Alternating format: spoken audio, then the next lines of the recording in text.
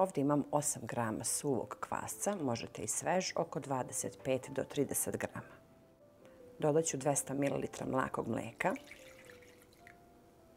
Ovdje ima 4 pune kašike šećera, stavit ću sad samo 2 kašičice zbog kvasca i malo brašna. Dodat ću 100 ml ulja, ostatak šećera. Ovdje ima 1 cijelo jaje i 2 žumanca, stohvat soli,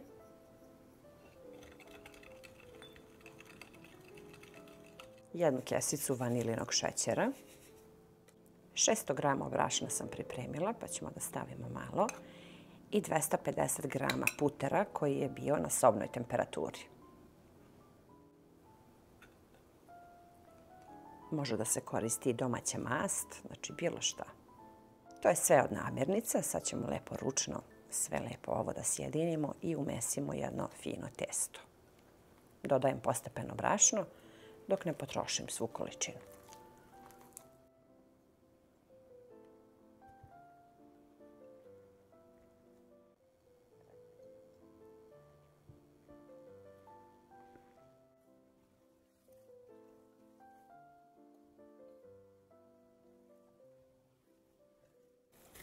Šesto grama brašna sam potrošila, ali stavit ću vrlo malo sad dodatno brašna preko stola kako bi malo mesili, bit će lepše. Vrlo malo brašna, znači to ne treba možda 1 kašika, 2, samo da se blago umesi. Testo se uopšte ne lepi za ruke zato što ima putera, ima masnoće, tako da je fino i mekano.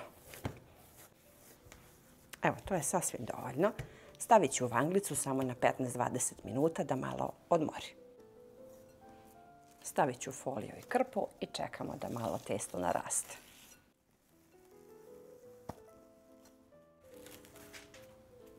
Testo je stiglo, dovoljno je 20 minuta da čekamo da raste. Sad možemo da punimo. Ja sam pripremila džem domaći od kajsija i naravno od šljiva. Testo ništa ne premešujemo, već uzimamo male loptice, ovako, oblikujemo ih. Ja pravim ovako male, znači kao veličina oraha, možda malo veća, a onda je bitno da rastanjimo skroz tanko ovako na dlan i da stavimo džem. Punu kašičicu džema. Evo ovako. A onda ih ovako samo spojimo da dobijemo ove male ružice. Možete naravno i veće, ali imajte na umu da će one da narastu i one trebaju da budu ovako male, sićušne. Ja sam uzela ovaj veliki pleh od šporeta, stavila papir i sad ćemo da pravimo razmak naravno između. Ja volim kad ovi kolači imaju baš puno džema. Naravno možete da ih pravite i sa orasima, ali ovog puta bit će samo sa džemom. To su poznate ružice. Stvarno jedan od najlepših kolača. Ovo je za mene jedan od najlepših kolača. Ja verujem da i vi volite. Pogotovo sa džemom od šljiva. Tako su pravile naše bake. Nema slađi i lepši kolač. I oni što više stoje, oni su sve lepši.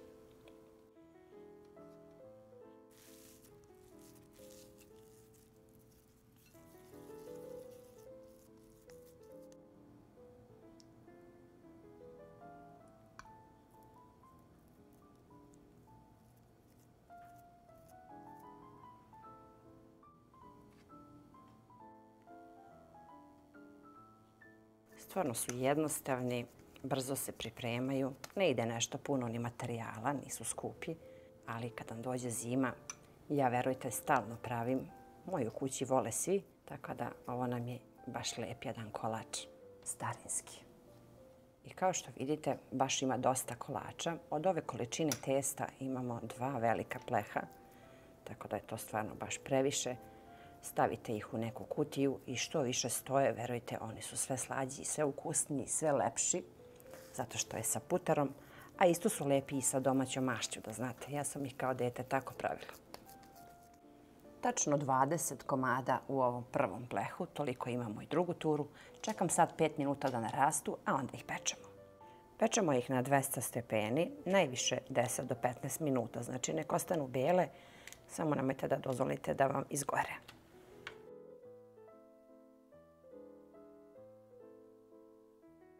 Evo, prvi pleh ovih predivnih kolačića je gotov. Pogledajte kako su one samo lepe, a verujte, one se tope u ustima. I sad ih lepo samo posipamo prah šećerom. Ne previše, zato što je već ima džema i to je previše slatko. Ja volim samo malo da ih posipam, a možete i da ih uvaljate u šećer, naravno.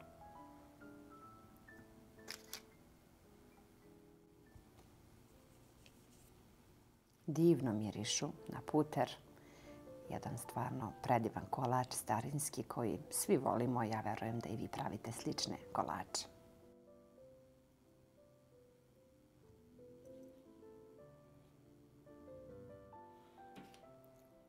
Evo, puna jedna velika tacna, kao što možete da vidite. Ovdje ima 2 pleha.